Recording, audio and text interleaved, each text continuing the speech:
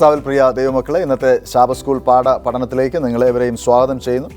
നാം ഈ ക്വാർട്ടറിൽ ഉടനീളം പഠിച്ചുകൊണ്ടിരിക്കുന്നത് സ്വർഗത്തെയും ഭൂമിയെയും ഏകീകരിക്കൽ, ഫിലിപ്പിയർ, കൊലോസ്യ എന്നീ ലേഖനങ്ങളിൽ ക്രിസ്തു എന്നുള്ളതായ പാഠത്തെ ആധാരമാക്കിയാണ്. നമുക്ക് ഇന്ന് പഠിക്കാനുള്ളത് അതിൻ്റെ 10ാമത്തെ പാഠമാണ്.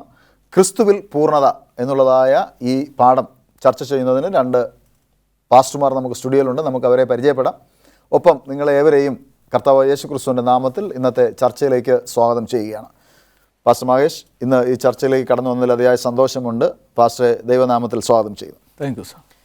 പാസ്റ്റർ സന്തോഷ്, ദൈവനാമത്തിൽ ഈ ചർച്ചയിലേക്ക് സ്വാഗതം. കർത്താവ് യേശു ക്രിസ്തുവിൻ്റെ വിവിധ ഭാവങ്ങളെക്കുറിച്ച് നാം പോയ ക്ലാസ്സുകളിലൊക്കെ, പോയ ലെസനുകളിലൊക്കെ നാം പഠിക്കുകയുണ്ടായി. ഇന്ന് നമുക്ക് പഠിക്കുവാനുള്ളത് മാനുഷിക കൽപ്പനകൾക്ക് എതിരായുള്ളതായ ദൈവത്തിൻ്റെ വലിയ താക്കീതിനെക്കുറിച്ചാണ്. മനുഷ്യർ ദൈവ നിയമത്തിന് പകരമായി മനുഷ്യ കൽപ്പനകളും ചട്ടങ്ങളും പ്രമാണിക്കുകയും എന്നാൽ അതിൽ നീതി കണ്ടെത്തുവാൻ തക്കവണ്ണം ശ്രമിക്കുകയും ദൈവപ്രീതി ഇല്ലാതെ മനുഷ്യൻ മാറുകയും ചെയ്യുന്നതായ ഒരു കാഴ്ചയാണ് നമുക്ക് കാണുവാൻ തക്കവണ്ണം സാധിക്കുന്നത്. അതാണ് ഇന്നത്തെ പാഠത്തിൽ ചർച്ച ചെയ്യുന്നത്. 2-ാം അധ്യായം 16-17 വാക്യങ്ങളാണ് മനപ്പാഠ വാക്യമായി നമുക്ക് നൽകിയിരിക്കുന്നത്. അതിപ്രകാരം പറയുന്നു: വിദ്വാൻമാർ തന്നെ കളിയാക്കി എന്ന് ഹെരോദാവ് കണ്ടു വളരെ കോപിച്ചു. വിദ്വാൻമാരോട് ചോദിച്ചറിഞ്ഞ കാലത്തിന് ഒത്തവണ്ണം 2 വയസ്സും താഴെയുള്ള ആൺകുട്ടികളെ ഒക്കെയും ബെത്ലഹേമിലും അതിൻ്റെ എല്ലാ അതിരുകളിലും ആളയച്ചു കൊല്ലിച്ചു. റാമയിൽ ഒരു ശബ്ദം കേട്ടു, കരച്ചിലും വലിയ നിലവിളിയും തന്നെ. റാഹേൽ മക്കളെ ചൊല്ലിക്കരഞ്ഞു. അവർ ഇല്ലായ്കയാൽ ആശ്വാസം കൈക്കൊള്ളുവാൻ മനസ്സില്ലാതെയിരുന്നു എന്ന് യിരെമ്യാ പ്രവാചകൻ മുഖാന്തരം അരുളി ചെയ്തത് അന്ന് നിവർത്തിയായി. പശ്ചിമേഷ്, കർത്താവായ യേശു ക്രിസ്തുവിനെ കുറിച്ചാണ് അപ്പോസ്തലനായ പൗലോസ് ഈ 2 പാഠങ്ങളിലും അഥവാ 2 ലേഖനങ്ങളിലും രേഖപ്പെടുത്തിയിരിക്കുന്നത്. ഫിലിപ്പിയർക്ക് എഴുതിയ ലേഖനത്തിലും കൊലോസ്യർക്ക് എഴുതിയ ലേഖനത്തിലും. പ്രത്യേകിച്ച് കൊലോസ്യ ലേഖനത്തിൽ അപ്പോസ്തലൻ കർത്താവായ യേശു ക്രിസ്തു ആരാണ് എന്ന് പറയുവാൻ തക്കവണ്ണം ഒരുപക്ഷെ ഒരു യോഹന്നാൻ്റെ ലേഖനത്തിൻ്റെ ഒരു എക്സ്റ്റൻഷനായിട്ട് നമുക്ക് ഈ കൊലോസ്യ ലേഖനത്തെ കാണുവാൻ തക്കവണ്ണം സാധിക്കും. ഈ ലേഖനം എഴുതിയതിലൂടെ അപ്പോസ്തലനായ പൗലൂസിൻ്റെ ഉദ്ദേശം എന്തായിരുന്നു? ഇവിടെ പൗലോസ് അപ്പോസ്തലൻ്റെ ഒരു ജീവിതം നമ്മൾ നോക്കുമ്പോൾ പൗലോസ് അപ്പോസ്തലൻ സഭയെ ഏറ്റവും അധികം സ്നേഹിച്ചിരുന്നു എന്ന് നമുക്ക് മനസ്സിലാക്കുവാൻ സാധിക്കാം. സഭയ്ക്കുള്ളിലേക്ക് ദുരാചാരങ്ങൾ കടന്നു വരുമ്പോൾ, തെറ്റായ പഠിപ്പിക്കലുകൾ കടന്നു വരുമ്പോൾ പൗലോസ് അപ്പോസ്തലൻ അതിനെതിരെ സഭയിലെ വിശ്വാസികളെ നിലനിർത്തുന്നതിന് വേണ്ടി, സത്യം ഇതാണ് എന്ന് മനസ്സിലാക്കുന്നതിന് വേണ്ടി വളരെ ശക്തമായിട്ട് ഇടപെട്ടിരുന്നു എന്ന് മനസ്സിലാക്കുവാൻ സാധിക്കും. ഇവിടെ കൊലോസ്യ സഭയിലും നിലനിന്നിരുന്നതായിട്ടുള്ള ചില പ്രതിസന്ധികളുണ്ട്. ഇവിടെ പൗലോസ് അപ്പോസ്തലൻ വളരെ വ്യക്തമായിട്ട് എടുത്തു പറയുന്നു, തത്വചിന്തകളാലും അതുപോലെ തന്നെ വ്യാജ ഉപദേശങ്ങളാലും വഞ്ചനകളാലും ആരും നിങ്ങളെ വഞ്ചിക്കാതിരിക്കുന്നതിന് വേണ്ടി ഞാനിത് എഴുതുന്നു. അപ്പോൾ കൊലോസ്യ സഭയിലെ ജനങ്ങളെ തെറ്റിക്കുന്ന രീതിയിൽ തത്വോപദേശങ്ങൾ, അതിലൂടെ ഉള്ളതായിട്ടുള്ള വ്യാജ ഉപദേശങ്ങൾ, അതുപോലെ അവരെ വഞ്ചിക്കുന്നതായിട്ടുള്ള രീതിയിൽ സത്യത്തെ മാറ്റിക്കളയുന്നതായിട്ടുള്ള ഒരു സാഹചര്യം സഭയ്ക്കുള്ളിലേക്ക് കടന്നു വന്നതായിട്ടുള്ള വേളയിലാണ് പൗലോസ് അപ്പോസ്തലൻ കൊലോസ്യ സഭയ്ക്ക് ലേഖനം എഴുതുന്നത്. 1-ാം അധ്യായത്തിൽ പൗലോസ് അപ്പോസ്തലൻ അവരെ വന്ദനം ചെയ്തതിന് ശേഷം നേരെ കടന്നു ചെല്ലുന്നത് കർത്താവ് യേശു ക്രിസ്തുവിൻ്റെ അസ്തിത്വത്തിലേക്കാണ്.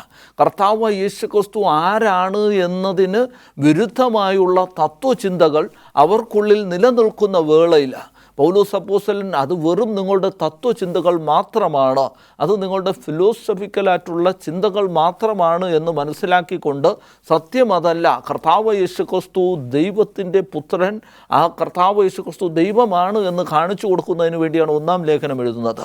ഇനി 2-ാം ലേഖനത്തിലേക്ക് കടന്നു വരുമ്പോൾ അവരുടെ വ്യാജ ഉപദേശങ്ങൾ, പരിച്ഛേദന, അതുപോലെ തന്നെ ഈ കഴിഞ്ഞു പോയത് എന്താണ്, അല്ലെങ്കിൽ ക്രൂശിൽ അവസാനിച്ചത് എന്താണ് എന്ന് തുടങ്ങിയതായിട്ടുള്ള കാര്യങ്ങളെക്കുറിച്ച് മനസ്സിലാക്കി കൊടുക്കുന്നതിന് വേണ്ടിയൊക്കെയുമാണ് പൗലോസ് അപ്പോസ്തലൻ ഈ ലേഖനം എഴുതുന്നത് എന്ന് കാണുവാൻ സാധിക്കാം. അപ്പോസ്തലനായ പൗലോസ്, സന്തോഷ്, കർത്താവ് യേശു ക്രിസ്തു ഉപദേശിച്ചതുപോലെ തന്നെ ഈ ചിട്ടയും അടുക്കും, ക്രമം, ഇതൊക്കെ അനിവാര്യമാണ് എന്ന് അപ്പോസ്തലനായ പൗലോസ് പഠിപ്പിക്കുകയുണ്ടായി. ദൈവത്തിൻ്റെ പദ്ധതി വിഭാവനം ചെയ്തപ്പോൾ തന്നെ അതിന് ഒരു പദ്ധതി ഉണ്ടായിരുന്നു. ആ പദ്ധതി വളരെ ക്രമമായി അനുകരിച്ചിട്ടാണ് ദൈവ വേല ഈ കാലം വരെയും നടന്നുകൊണ്ടിരിക്കുന്നത്.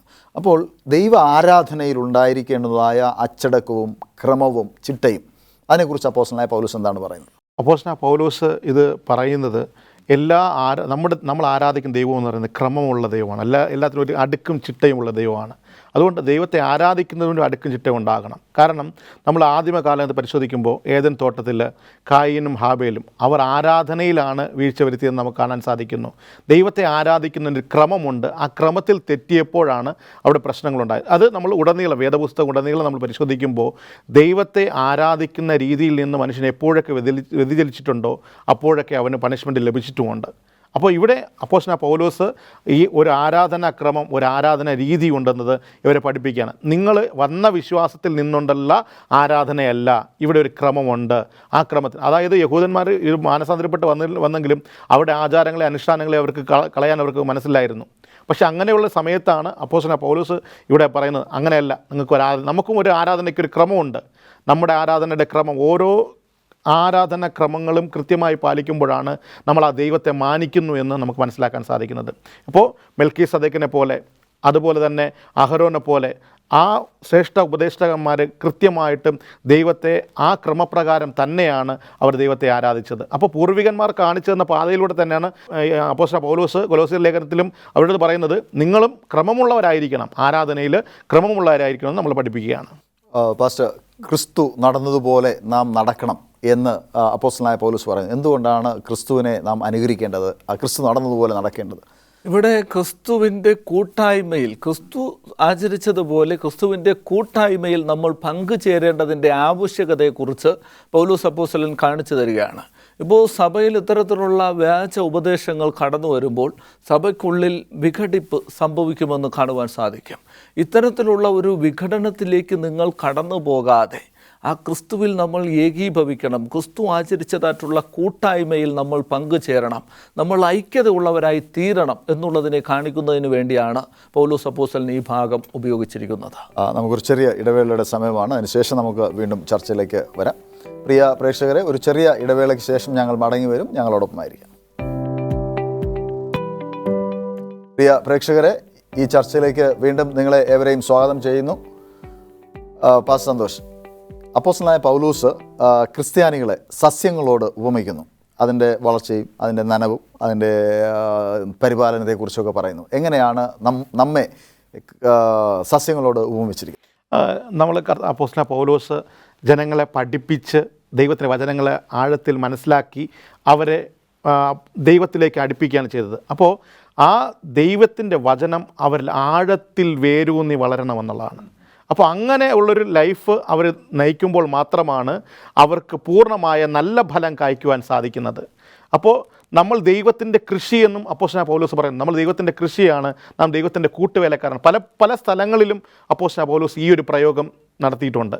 അതായത് പലപ്പോഴും ദൈവത്തിൻ്റെ വചനം മനുഷ്യൻ്റെ ഹൃദയത്തിൽ ആഴത്തിൽ പതിയുമ്പോഴാണ് അതവൻ്റെ സ്വഭാവമായി മാറുന്നത്, അതവൻ്റെ രീതിയായി മാറുന്നത്. ഇത് അപ്പോസ്തലനായ പൗലോസ് പറഞ്ഞിരിക്കുന്നു. അതുപോലെ തന്നെ നമ്മൾ സങ്കീർത്തനത്തിൽ പഠിക്കുമ്പോൾ ദുഷ്ടന്മാരുടെ ആലോചന പ്രകാരം നടക്കാതെയും പൗളുടെ വഴിയിൽ നിൽക്കാതെയും പരിഹാസരുടെ ഇരിപ്പിടത്തിലിരിക്കാതെയും ദൈവത്തിൻ്റെ വചനത്തെ രാപ്പകൽ ധ്യാനിക്കുന്നതും ഭാഗ്യവാൻ, അവൻ ആട്ടിരക്കത്ത് നട്ടിരിക്കുന്നതും തക്ക കാലത്ത് ഫലം കായ്ക്കുന്നതുമായ വൃക്ഷം പോലെ ഇരിക്കുന്നുവെന്ന് ദാവീദ് പറയുന്നുണ്ട്. അപ്പോൾ ഇതുപോലെ നമ്മൾ തക്ക കാലത്ത് ഫലം കായ്ക്കുന്നവരായിരിക്കണം.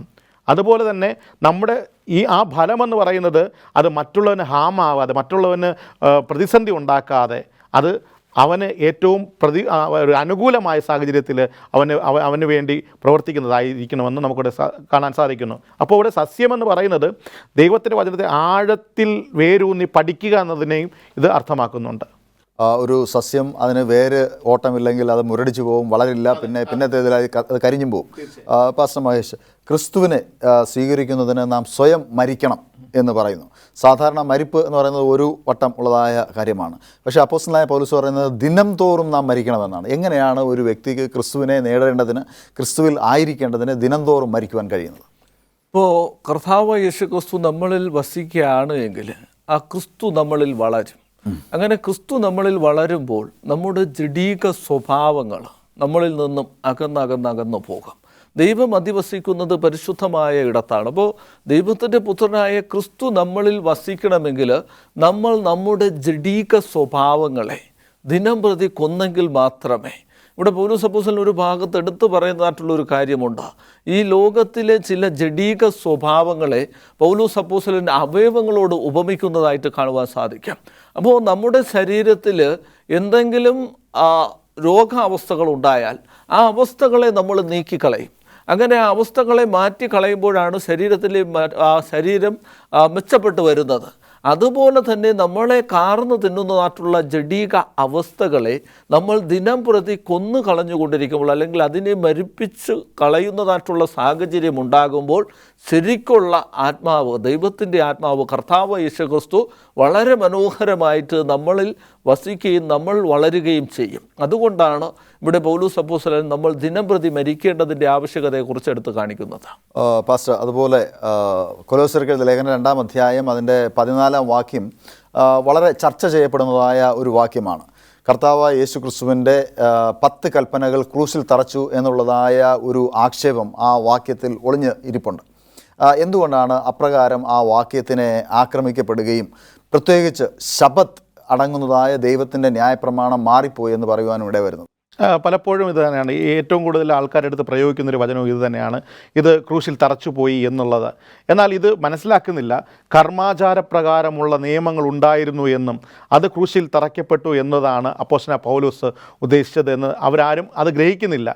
കാരണം അപ്പോസ്തലൻ പൗലോസ് ഇവിടെ ഓരോ സമയത്തും പറയുന്നത് ഇവർ അവിടുത്തെ ആചാരങ്ങളെയും അനുഷ്ഠാനങ്ങളെയും അതുപോലെ തന്നെ അവരുടെ നിയമങ്ങളെയുമാണ് മുറുകെ പിടിച്ചിരുന്നത്. ഏത് നിയമങ്ങളെന്ന് ചോദിച്ചാൽ മോശ എഴുതിയ പ്രകാരമുള്ള നിയമങ്ങളെ ഇവർ എടുത്ത് മുന്നിൽ വെച്ചുകൊണ്ട് മറ്റുള്ളവരെ വിധിക്കാൻ തുടങ്ങിയപ്പോഴാണ് അപ്പോസ്തലൻ പൗലോസ് ഇങ്ങനെ ഒരു കാര്യം പറഞ്ഞത്. ഇതിനെ ക്രൂശിൽ തറയ്ക്കപ്പെട്ടു എന്നത്, യാഗങ്ങൾ അവർക്ക് പ്രാധാന്യം കൊടുത്തുകൊണ്ടുള്ള ഒരു ജീവിതം, കർത്താവായ യേശുക്രിസ്തു ക്രൂശിൽ മരിക്കപ്പെട്ടതോടുകൂടി യാഗങ്ങൾ നീക്കപ്പെട്ടു എന്നും അപ്പോസ്തലൻ പൗലോസ് അവിടെ പറയുന്നുണ്ട്. അപ്പോൾ ഇങ്ങനെ നോക്കുമ്പോൾ കർമാചാരപ്രകാരമുള്ള നിയമങ്ങളാണ് മാറ്റപ്പെട്ടതെന്നും അതുപോലെ തന്നെ കൊടുത്ത ന്യായപ്രമാണം, ദൈവത്തിൻ്റെ സ്വന്തം വിരലുകളാൽ എഴുതി കൊടുത്ത ന്യായപ്രമാണം, ആ 10 കൽപ്പന അത് സ്ഥിരമായി നിൽക്കുന്നതായിരിക്കും, അതിനെ വെച്ചാണ് ന്യായം വിധിക്കുന്നത് എന്നാണ് വേദപുസ്തകത്തിലൂടെ നമുക്ക് മനസ്സിലാക്കാൻ സാധിക്കുന്നത്. പാസ്റ്റർ മഹേഷ്, അതുപോലെ തന്നെ ഈ ഭാഗത്തോട് ചേർന്ന് പറയുന്നത് നിഴൽ ആയിരുന്നത് പൊരുൾ വന്നപ്പോൾ നിഴൽ മാറിപ്പോയി എന്ന് പറയുന്നു. അപ്പോൾ പൊരുൾ എന്താണെന്ന് നമുക്കറിയാം. കർത്താവ് യേശു ക്രിസ്തുവിനെ കുറിച്ചാണ് പൊരുൾ എന്ന് പറയുന്നത്. നിഴലായിരുന്നത് അതിന് മുൻപുണ്ടായിരുന്നതായ മറ്റെന്തോ ആണ് എന്ന് വേദപുസ്തകം പറയുന്നു. അത് പാസ്റ്റർ എന്താണെന്ന് വിവരിക്കാൻ പോവുകയാണ്. എന്തിനെക്കുറിച്ചാണ് ഇവിടെ നിഴലും പൊരുളും എന്ന് പറയുന്നത്? ഇപ്പോൾ കർത്താവ് യേശു ക്രിസ്തു ആണ് പൊരുൾ എന്ന് കാണുവാൻ സാധിക്കും. നിഴൽ എന്ന് പറയുന്നത് നമുക്കെല്ലാവർക്കും അറിയാം, നമുക്കെല്ലാവരിലും നിഴലുണ്ട്. നമ്മളുള്ളതുപോലെ തന്നെ ഈ നിഴൽ പ്രതിഫലിക്കുന്നതായിട്ടുള്ളൊരു സംഭവമാണ്, അത് യാഥാർത്ഥ്യമല്ല. അതുപോലെ തന്നെ കർത്താവായ യേശു ക്രിസ്തു ലോകസ്ഥാപനത്തിന് മുമ്പേ അറുക്കപ്പെട്ട ദൈവത്തിൻ്റെ കുഞ്ഞാടായിരിക്കുന്ന ക്രിസ്തുവിൻ്റെ വാക്തത്വ നിവർത്തീകരണം കാലസമ്പൂർണതയിൽ അത് നിറവേറും. എന്നാൽ അതുവരെയും നിലനിൽക്കുന്നതായിട്ടുള്ള മറ്റ് ചില ആചാരങ്ങളെയാണ് ഇവിടെ നിഴലായിട്ട് കണക്കാക്കിയിരിക്കുന്നത്. ഒരു എക്സാമ്പിൾ, കർത്താവ് യേശു ക്രിസ്തു ക്രൂശിൽ മരിച്ചപ്പോൾ യെരുശലേം ദേവാലയത്തിൻ്റെ തിരശ്ശീല മുകൾ തൊട്ട് അടിയോളം 2ആയി ചീന്തിപ്പോയി എന്ന് തിരുവചനം രേഖപ്പെടുത്തുന്നു. അങ്ങനെ ക്രിസ്തുവിൻ്റെ ക്രൂശ് മരണത്തിൽ ഈ തിരശ്ശീല മുകൾ തൊട്ട് അടിയോളം ചീന്തിപ്പോയത് യാഗാദി കർമ്മങ്ങളെ അവസാനിപ്പിച്ചു എന്നതിന് പ്രതീകമാണ്. എന്നാൽ ഇത് കൃത്യമായിട്ട് സംഭവിക്കുന്നത് AD 70-ലാണ്. യെരുശലേം ദേവാലയത്തിൻ്റെ നാശത്തിലൂടെയാണ് അത് സംഭവിക്കുന്നത് എന്ന് കാണുവാൻ സാധിക്കും. അപ്പോൾ ക്രിസ്തുവാകുന്ന പൊരുൾ വന്നപ്പോൾ കർമാചാര നിയമങ്ങളായിരിക്കുന്ന യാഗാദി കർമ്മങ്ങൾ അവിടെ അവസാനിക്കുന്നതായിട്ട് കാണുവാൻ സാധിക്കാം. അതുപോലെ തന്നെ കർത്താവ് യേശുക്രിസ്തുവിൻ്റെ ക്രൂശ് മരണത്തോടു കൂടെ കർമാചാരപരമായ നിയമങ്ങളെല്ലാം അവസാനിച്ചു എന്നും പിന്നെ അവയിൽ നമ്മൾ നോക്കണ്ട എന്നും കാണുവാൻ സാധിക്കും.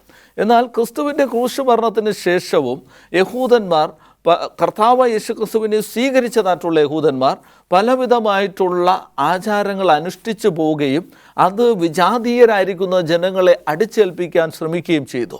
അപ്രകാരത്തിലുള്ള കാര്യാദികൾ നിലനിന്നതുകൊണ്ടാണ് പൗലോസ് അപ്പോസ്തലൻ ഇത്തരത്തിലുള്ള ലേഖനങ്ങൾ സഭയ്ക്ക് എഴുതുവാൻ തന്നെ കാരണമായി തീരുന്നത്. ഇവിടെ കൊലോസ്യർക്കെഴുതിയ ലേഖനം ഞാൻ വായിക്കാൻ ആഗ്രഹിക്കുന്നു. കൊലോസ്യർക്കെഴുതിയ ലേഖനം 2-ാം അധ്യായം അതിൻ്റെ 14-ാം വാക്യം പറയുന്നത്, അതിക്രമങ്ങളൊക്കെയും നമ്മോട് ക്ഷമിച്ച ചട്ടങ്ങളാൽ നമുക്ക് വിരോധവും പ്രതികൂലവുമായിരുന്ന കൈയെഴുത്തു മായ്ച്ച് ക്രൂശിൽ തറച്ച് നടുവിൽ നിന്ന് നീക്കിക്കളഞ്ഞു.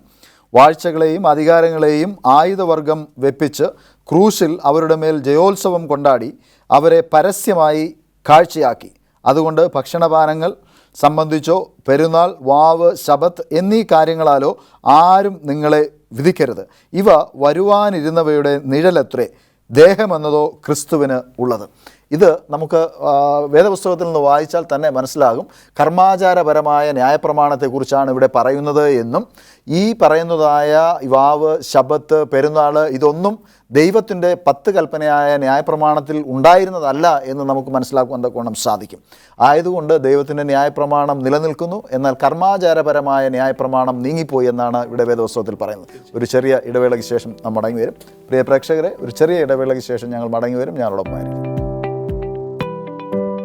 കർത്താവിൽ പ്രിയ ദൈവമക്കളെ, ഈ ചർച്ചയിലേക്ക് വീണ്ടും നിങ്ങളെ സ്വാഗതം ചെയ്യുന്നു. പാസ്റ്റർ, നാം തൊട്ട് മുൻപ് പറഞ്ഞു നിർത്തിയത് നിഴലായതും പൊരുളായതിനെയും കുറിച്ചാണ്. കർത്താവ് യേശു ക്രിസ്തു പൊരുളായിരുന്നു, നിഴലായിരുന്നത് കർത്താവ് യേശു ക്രിസ്തുവിൻ്റെ വരവിനെ കാണിച്ചിരുന്നതായ കർമാചാരപരമായ ന്യായപ്രമാണങ്ങളായിരുന്നു എന്ന് നമുക്ക് മനസ്സിലാക്കുവാൻ തക്കവണ്ണം സാധിക്കും. എന്നാൽ കർത്താവായ യേശു ക്രിസ്തു തന്നെ പറഞ്ഞതുപോലെ അപ്പോസ്തലനായ പൗലോസും ഇവിടെ ആവർത്തിച്ച് പറയുന്നത്, മനുഷ്യരുടെ കൽപ്പന കൊണ്ട് ദൈവത്തിൻ്റെ ന്യായപ്രമാണത്തെ നിങ്ങൾ എന്ത് ചെയ്യുന്നു? അസാധുവാക്കി കളയുന്നു എന്നാണ്.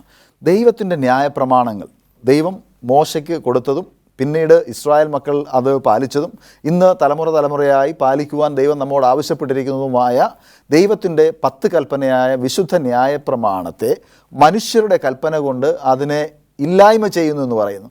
എന്താണ് അപ്പോസ്തലനായ പൗലോസ് ഇതുകൊണ്ട് ഉദ്ദേശിച്ചത്? ഇവിടെ 2 കാര്യങ്ങളാണ്. ഒന്ന്, യഹൂദ നിയമപ്രകാരമുള്ള കർമാചാര നിയമങ്ങൾ. 2 എന്ന് പറയുന്നത് ആത്മീയ പക്വതയെ തടസ്സപ്പെടുത്തുന്ന നിയമങ്ങൾ. ഇത് 2 എന്ന് പറഞ്ഞു കഴിഞ്ഞാൽ, ഒന്ന് അവിടുത്തെ നാടുമായിട്ട് ബന്ധപ്പെട്ട കുറേ നിയമങ്ങളും ആചാരങ്ങളും, അതുപോലെ തന്നെ യഹൂദന്മാർ കൊണ്ടുവന്ന കുറേ നിയമങ്ങൾ. അപ്പോൾ ഇങ്ങനെ ഇത് ഒക്കെയും കൊണ്ടുവന്നിട്ട് ആൾക്കാർക്ക് ഏത് അനുസരിക്കണമെന്നുള്ള വലിയൊരു കൺഫ്യൂഷനിലേക്ക് അവർ പോയിട്ടുണ്ട്. അവിടെയാണ് അപ്പോസ്തലൻ പൗലോസ് പറയുന്നത്, ഇതൊന്നുമല്ല, ഇതൊക്കെയും മാറിപ്പോയി, ഇതൊക്കെയും നീങ്ങിപ്പോയി. ഇത് നമ്മൾ നോക്കേണ്ടത് ദൈവം നൽകിയ കൽപ്പനകളെ മുറുകെ പിടിച്ചുകൊണ്ട് നമ്മൾ മുന്നോട്ട് പോകണം എന്നതാണ് അപ്പോസ്തലൻ പൗലോസ് ഇവിടെ നമ്മളെ പഠിപ്പിക്കുന്നത്. അപ്പോൾ ഓരോ നിയമം, ഈ 2 തരത്തിലുള്ള കാര്യങ്ങളും അപ്പോസ്തലൻ പൗലോസ് നമ്മളെ പഠിപ്പിക്കുന്നതിന് കാരണം എന്ന് പറഞ്ഞു കഴിഞ്ഞാൽ, നിങ്ങൾ ഇത് മനസ്സിലാക്കി ദൈവത്തിൻ്റെ കൽപ്പനകൾക്ക് പ്രാധാന്യം കൊടുത്തുകൊണ്ട് മുന്നോട്ട് പോകണമെന്നാണ് നമുക്ക് പറഞ്ഞ് മനസ്സിലാക്കി തരുന്നത്. പാസ്റ്റർ മഹേഷ്, അതുപോലെ തന്നെ ഞാൻ സന്തോഷ് പാസ്റ്ററോട് ചോദിച്ചതുപോലെ ദൈവത്തിൻ്റെ കൽപ്പനയെ മനുഷ്യ കൽപ്പന കൊണ്ട് അതിനെ അസാധുവാക്കി കളയുന്നു എന്ന് പറയുന്നു. ഈ ദൈവത്തിൻ്റെ കൽപ്പനയെയും മനുഷ്യൻ്റെ കൽപ്പനയും നമുക്ക് എങ്ങനെയാണ് വേർതിരിച്ച് കാണാൻ കഴിയുന്നത്? ദൈവത്തിൻ്റെ കൽപ്പന എന്ന് പറയുന്നത് നമുക്കെല്ലാവർക്കും അറിയാം. സ്വർഗത്തിലെ ദൈവത്തിൻ്റെ വിരലുകൾ കൊണ്ട് കൽപ്പലകയിൽ എഴുതി സീനായ് മലയിൽ വെച്ച് മോശയുടെ കരങ്ങളിൽ നൽകുന്ന സമയത്ത് പർവ്വതത്തിൻ്റെ അടിവാരത്ത് നിൽക്കുന്ന ജനങ്ങൾ മുഴുവൻ കേൾക്കെ ആ ദൈവം ആ നിയമങ്ങളെ വിളിച്ചു പറഞ്ഞു. അതിൽ 10 എണ്ണമാണ് ഉള്ളത്. ദൈവത്തിൻ്റെ വചനം പറയുന്നു, ഞാനല്ലാതെ അന്യദൈവങ്ങൾ നിനക്കുണ്ടാകരുത്, ഒരു വിഗ്രഹത്തെയും നീ നമസ്കരിക്കരുത്, നിൻ്റെ ദൈവമായ യഹോവയുടെ നാമം നീ വൃഥാ എടുക്കരുത്, ശബത്നാളിനെ ശുദ്ധീകരിപ്പാൻ ഓർക്ക, നിനക്ക് ദീർഘായുസ് ഉണ്ടാകേണ്ടതിന് നിൻ്റെ അപ്പനെ അമ്മയും ബഹുമാനിക്കുക, കുല ചെയ്യരുത്, വ്യഭിചാരം ചെയ്യരുത്, മോഷ്ടിക്കരുത്, കള്ളസാക്ഷ്യം പറയരുത്, യാതൊന്നിനെയും മോഹിക്കരുത്. ഈ 10 കൽപ്പനകളാണ് ദൈവത്തിൻ്റെ വിരലുകൾ കൊണ്ട് എഴുതി മോശയുടെ കരങ്ങളിൽ നൽകിയിരിക്കുന്നത്. ഈ 10 കൽപ്പനകളെ ദൈവം മോശയോട് പറഞ്ഞു, വിശുദ്ധ മന്ദിരത്തിൻ്റെ അതിപരിശുദ്ധ സ്ഥലത്ത് നിയമപ്പെട്ടകത്തിനകത്ത് വയ്ക്കണം, അതിനു മുകളിലാണ് ദൈവം വസിക്കുവാൻ പോകുന്നത് എന്ന്. കാരണം ദൈവത്തിൻ്റെ സിംഹാസനത്തിൻ്റെ അടിസ്ഥാനമാണ് ഈ കൽപ്പനകളെന്ന് കാണുവാൻ സാധിക്കും. അത് എന്നേക്കും നിലനിൽക്കുന്നതായതുകൊണ്ടാണ് ദൈവം തന്നെ വിരലുകൾ കൊണ്ട് എഴുതിയതും കൽപ്പലകയിൽ എഴുതിയതും. അതെന്നും നിലനിൽക്കും എന്നുള്ളതിന് യാതൊരു സംശയവുമില്ല. എന്നാൽ ഇതോടൊപ്പം കർമാചാരപരമായ നിയമങ്ങൾ ദൈവം മോശയ്ക്ക് പകർന്നു കൊടുക്കുകയും മോശ അത് വിരലുകൾ കൊണ്ട് അല്ലെങ്കിൽ എഴുതി അതുപോലെ തന്നെ വിശുദ്ധ മന്ദിരത്തിൽ സൂക്ഷിച്ചിരുന്നുവെന്നും കാണുവാൻ സാധിക്കും. അതിനെ നമ്മൾ നോക്കുമ്പോൾ 613 നിയമങ്ങൾ അതിൽ നിലനിന്നിരുന്നു എന്നും കാണുവാൻ സാധിക്കും. ഇത് 10 കൽപ്പനകളിൽ ചേരുന്നതല്ല. ഇത് കർമാചാരപരമായിരിക്കുന്ന നിയമങ്ങളാണ്. അത് യാഗാദി കർമ്മങ്ങളെ കുറിക്കുന്നതും ചെയ്താൽ എന്ത് ചെയ്യണം എന്നുള്ളതിനെ കുറിച്ച് വിവരിക്കുന്നതായിട്ടുള്ള നിയമങ്ങളാണ്. അപ്പോൾ പാപത്തിന് പരിഹാരമായി ക്രിസ്തു കടന്നു വരുമ്പോൾ ഈ നിയമങ്ങളൊക്കെയും മാറിപ്പോകും, അതിന് പിന്നെ നിലനിൽപ്പില്ല. അതുകൊണ്ടാണ് ദൈവത്തിൻ്റെ വചനം പറയുന്നത് അത് ക്രൂശിൽ തറച്ച് നീങ്ങിപ്പോയി എന്ന്. എന്നാൽ ഈ 10 കൽപ്പനകൾ നിത്യമായി നിലനിൽക്കുന്നതാണ്. അത് നമ്മുടെ നിത്യജീവന് ആധാരമാണ്. അത് നമ്മൾ അനുസരിച്ച് നടക്കുന്നതിലൂടെ നമ്മുടെ ജീവിതത്തിൽ സമാധാനവും സന്തോഷവും കൊണ്ടുവരുന്നു. അത് മറ്റുള്ളവരുടെ ജീവിതത്തിൽ സന്തോഷം പകർന്നു കൊടുക്കുന്നു. അതുകൊണ്ട് ഈ കൽപ്പനകൾക്ക് ഒരിക്കലും നീക്കം വരുവാൻ സാധ്യമല്ല. അതിൻ്റെ മധ്യത്തിലെ 4-ാം കൽപ്പനയും ക്രൂശിൽ തറച്ച് നീങ്ങിപ്പോയിട്ടില്ല. പകരം കർമാചാര നിയമങ്ങളിൽ പറയുന്ന ഉത്സവങ്ങളാണ്, 7 ഉത്സവങ്ങളെ പ്രദാനം ചെയ്യുന്ന ശബതുകളാണ് നീങ്ങിപ്പോയിരിക്കുന്നത് എന്ന് കാണുവാൻ സാധിക്കും. പാസ്റ്റർ, ദൈവത്തിൻ്റെ വചനത്തിൽ പറയുന്നത് ഞാൻ നേരത്തെ പറഞ്ഞതുപോലെ തന്നെ കൊലോസ്യർക്ക് എഴുതിയ ലേഖനം 1-ാം അധ്യായം അതിൻ്റെ 9-ാം വാക്യത്തിൽ പറയുന്നത് ക്രിസ്തുവിൽ അഥവാ അവനിൽ അല്ലോ ദൈവത്തിൻ്റെ സകല സമ്പൂർണ്ണതയും ദേഹരൂപമായി വസിക്കുന്നത് എന്ന് പറയുന്നു. അതുപോലെ തന്നെ അപ്പോസ്തലനായ പൗലോസ് കൊലോസ്യർക്ക് എഴുതിയ ലേഖനത്തിൽ പറയുന്നത് ക്രിസ്തു സഭയ്ക്ക് തലയാകുന്നു എന്ന് പറയുന്നു. അപ്പോൾ ഒരു ആധിപത്യം, ഒരു ഭരണകർത്താവ് എന്ന നിലയ്ക്കാണ് കർത്താവ് യേശു ക്രിസ്തുവിനെ എന്ത് ചെയ്യുന്നത് ഈ കൊലോസ്യ ലേഖനത്തിൽ പൗലോസ് വരച്ച് കാണിച്ചിരിക്കുന്നത്. അപ്പോൾ ആ കർത്താവിനെ അവൻ മനുഷ്യനായിരുന്നപ്പോഴും അവൻ മനുഷ്യ വേഷം ധരിച്ച് ഭൂമിയിൽ വന്ന് നമ്മോട് കൂടെ ഇരുന്നപ്പോഴും ആ ഒരു പദവി കർത്താവ് യേശു ക്രിസ്തുവിനുണ്ടായിരുന്നു. അത് നമ്മോട് എന്താണ് പറയുന്നത്? ഈ ഒരേ സമയം 2 മനുഷ്യനായിരുന്നു അതുപോലെ ദൈവമായിരുന്നു എന്ന് നമുക്ക് കാണാൻ സാധിക്കും. ഇതുപോലെ തന്നെ അവൻ ജഡരൂപമെടുത്ത് അവൻ സകലർക്കും ഇടയിൽ വന്നു എന്നതും നമുക്ക് കാണാൻ പറ്റും. ഇത് അതുപോലെ തന്നെ ദൈവം സൃഷ്ടികർത്താവായിരുന്നു എന്നും നമുക്ക് കാണാൻ സാധിക്കുന്നു. അപ്പോൾ ഇവിടെ ഈ 2 കാര്യങ്ങൾ നമ്മളെ കാണിക്കുന്നതെന്ന് വെച്ച് കഴിഞ്ഞാൽ കർത്താവിൻ്റെ വചനപ്രകാരം അല്ലെങ്കിൽ കർത്താവ് നമ്മളെ എത്രമാത്രം സ്നേഹിച്ചിരുന്നു എന്നും ആ സ്നേഹത്തിൻ്റെ വെളിച്ചത്തിൽ എത്രമാത്രം നമ്മളായിരുന്നു എന്നും നമ്മളെ കാണിച്ചു തരികയാണ്. ഇനി ഒരു സമയത്ത് മനുഷ്യൻ ദൈവമായിരുന്നു, ഒരു സമയത്ത് മനുഷ്യനായിരുന്നു എന്ന് പറയുമ്പോൾ അവിടെ ആ ദൈവികത്വം വെടിഞ്ഞ് മനുഷ്യത്വം എടുത്തത് ആർക്ക് വേണ്ടിയെന്ന് ചോദിച്ചു കഴിഞ്ഞാൽ അത് മനുഷ്യൻ്റെ പാപങ്ങൾക്ക് വേണ്ടിയാണ്, മനുഷ്യൻ്റെ പാപത്തിന് പരിഹാരമായാണ്. ഈ പരിഹാരത്തിന് വേണ്ടി ദൈവം തന്നിരിക്കുന്ന ഒരു നിയമം കൂടെയാണ് നമ്മുടെ ന്യായപ്രമാണം എന്ന് പറയുന്നത്. അപ്പോൾ ഈ ന്യായപ്രമാണം ദൈവം നൽകിയത് ആ ദൈവികത്തിൽ നിന്നും മനുഷ്യന് രക്ഷയുടെ അനുഭവത്തിലേക്ക് വരുവാൻ വേണ്ടിയാണ്. അതായത് പാപം ചെയ്ത് ദൈവ തേജസ് നഷ്ടപ്പെട്ട മനുഷ്യനെ വീണ്ടെടുക്കുവാൻ വേണ്ടി ദൈവം നൽകിയ ഒരു പ്രമാണം കൂടെയാണ് ഈ ന്യായപ്രമാണം എന്ന് പറയുന്നത്. അപ്പോൾ അതുപോലെ ഈ ദൈവം മനുഷ്യനായി വന്നതെന്ന് വെച്ചാൽ ഇത് ആർക്കും അനുസരിക്കാൻ പറ്റാത്തതല്ല, ഇത് എല്ലാവർക്കും അനുസരിക്കാൻ പറ്റുന്നതാണ് എന്ന് ദൈവം നമുക്ക് കാണിച്ചു തരികയാണ്. കാരണം അവൻ സകലത്തിലും നമ്മോട് സമനായിരുന്നു, പാപത്തിലൊഴികെ എന്ന് നമ്മളെ പഠിപ്പിക്കുന്നുണ്ട്. ദൈവത്തിൻ്റെ വചനം അനുസരിക്കുന്നവർക്ക് പ്രതിഫലം ഉണ്ട് എന്ന് ദൈവത്തിൻ്റെ വചനം പറയുന്നു. അത്തരത്തിൽ ദൈവത്തിൻ്റെ വചനം പ്രമാണിച്ച് പ്രതിഫലം ലഭിക്കാൻ ദൈവം സഹായിക്കട്ടെ എന്ന് പ്രാർത്ഥിക്കുന്നു. സന്തോഷമായിട്ട് നമുക്ക് പ്രാർത്ഥിക്കും. അടിയങ്ങളെ വാത്സല്യമായി സ്നേഹിക്കും സ്വർഗീയ വാഴ്ത്തപ്പെട്ട നല്ല ദൈവമേ, അനുഗ്രഹിക്കുമാറാകണമേ. കർത്താവെ, കേട്ട വചനത്തിനായിട്ട് നന്ദിയോടെ സ്തുതിക്കുന്നു, സ്തോത്രം ചെയ്യുന്നു. ഞങ്ങൾ പഠിച്ച വചനത്തിനനുസരിച്ച് ജീവിപ്പാൻ ഞങ്ങളെവിടെ ഇടയാക്കുമാറാകണം. ദൈവമേ, എല്ലാവിധമായ നന്മകളാലും അടിയങ്ങളെവിടെ വഴി നടത്തണം. സകലതും യേശുവിൻ നാമം ചോദിക്കുന്നു, കൃപ തോന്നി പ്രാർത്ഥനകൾക്കും പരമപിതാവേ, ആമേൻ. ഈ ചർച്ചയിൽ പങ്കെടുത്ത നിങ്ങളുടെ 2 പേരെയും ദൈവനാമത്തിൽ നന്ദി പറയുന്നു. കർത്താവിൽ പ്രിയ ദൈവമക്കളെ, കർത്താവ് യേശു ക്രിസ്തുവിൽ നമുക്ക് ദൈവത്തെ കണ്ടെത്തുവാൻ കഴിയും. അവനോട് അടുത്ത് ഇരിക്കുന്നവർക്ക് അവൻ്റെ സ്വഭാവം നമ്മുടെ ഭാഗമായി മാറുവാനും കഴിയും. അവൻ്റെ ഭാവം ഉള്ളവർക്ക് ദൈവരാജ്യത്തിൽ കടക്കുവാനും കഴിയും. അങ്ങനെ ക്രിസ്തുവിൻ്റെ ഭാവമുള്ളവരായി, ക്രിസ്തുവിനെ സ്വീകരിച്ചവരായി ദൈവരാജ്യത്തിൽ കടക്കുവാൻ സർവശക്തനായ ദൈവം നമ്മേവരെയും സഹായിക്കുമാറാകട്ടെ എന്ന് പ്രാർത്ഥിക്കുന്നു. God bless you.